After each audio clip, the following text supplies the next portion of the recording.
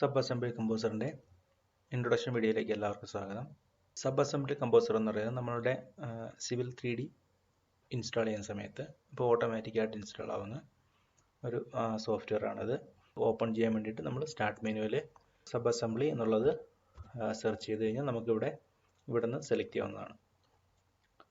അപ്പോൾ ഈ sub assembly open ചെയ്തതിന് ശേഷം ഇവിടെ ഇതാണ് ഇതിൻ്റെ ഇൻ്റർഫേസ് എന്ന് പറയുന്നത്. നമ്മൾ എങ്ങനെയാണോ സിവിൽ 3Dയിൽ അസംബ്ലി ക്രിയേറ്റ് ചെയ്തത് അതേപോലെ അസംബ്ലി ക്രിയേറ്റ് ചെയ്യാൻ വേണ്ടിയിട്ടാണ് ഈ സബ് അസംബ്ലി കമ്പോസറും ഉപയോഗിക്കുന്നത്.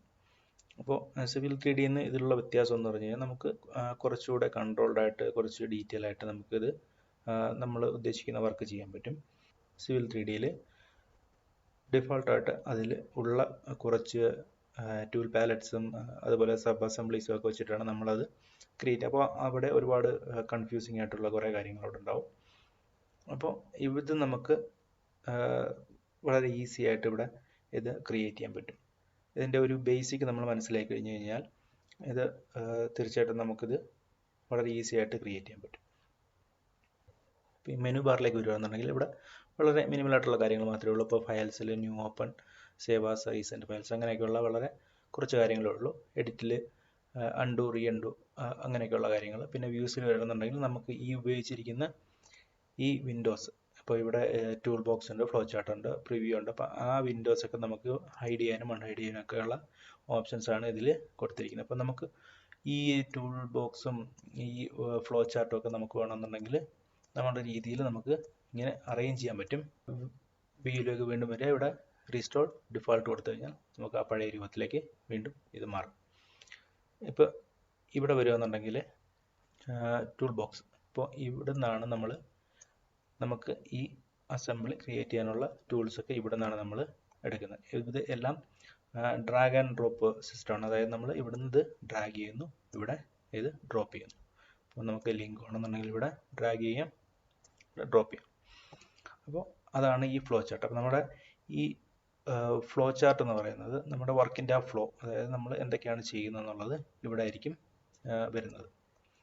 നമ്മുടെ കൺട്രോൾ ഉപയോഗിച്ചിട്ട് സൂം ഇന്നും സൂം ഔട്ടും ചെയ്യാവുന്നതാണിത്. അതിനുശേഷം ഈ പ്രിവ്യൂയിലേക്ക് വരികയാണെന്നുണ്ടെങ്കിൽ ഇവിടെ നമ്മൾ ചെയ്യുന്ന വർക്കിൻ്റെ പ്രിവ്യൂ, അതായത് ഫൈനൽ ഔട്ട് ഇവിടെ ആയിരിക്കും വരുന്നത്.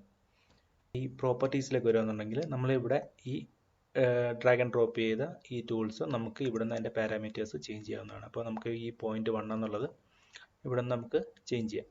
എൻ്റെ പാരാമീറ്റേഴ്സ് അങ്ങനെ ചേഞ്ച് ചെയ്യുക എന്നുള്ളത് ഇനിയുള്ള വീഡിയോസിൽ നമുക്ക് വിശദമായിട്ട് തന്നെ പഠിക്കാം. പാക്കേജ് സെറ്റിങ്സിൽ ഇവിടെ നമുക്ക് അസംബ്ലിയുടെ നെയിം കൊടുക്കണമെങ്കിൽ കൊടുക്കാം. പിന്നെ അതേപോലെ input, output, target parameters, super elevations, cant, event viewer ഇങ്ങനെയൊക്കെയുള്ള കാര്യങ്ങളാണ് ഇവിടെ ഉള്ളത്. ഇതും നമുക്ക് ഇനി വരുന്ന ക്ലാസ്സുകളിലൊക്കെ വിശദമായിട്ട് തന്നെ പഠിക്കാം. ഈ സബ് അസംബ്ലി കമ്പോസറിൻ്റെ ഫുൾ ട്യൂട്ടോറിയൽ നമുക്ക് ഒരു വീഡിയോ ആയിട്ട് ക്രിയേറ്റ് ചെയ്യാൻ ബുദ്ധിമുട്ടായിരിക്കും. അപ്പോൾ നമ്മൾ ചെറിയ ചെറിയ വീഡിയോസ് ആയിട്ടായിരിക്കും ഇത് അപ്ലോഡ് ചെയ്യുന്നത്.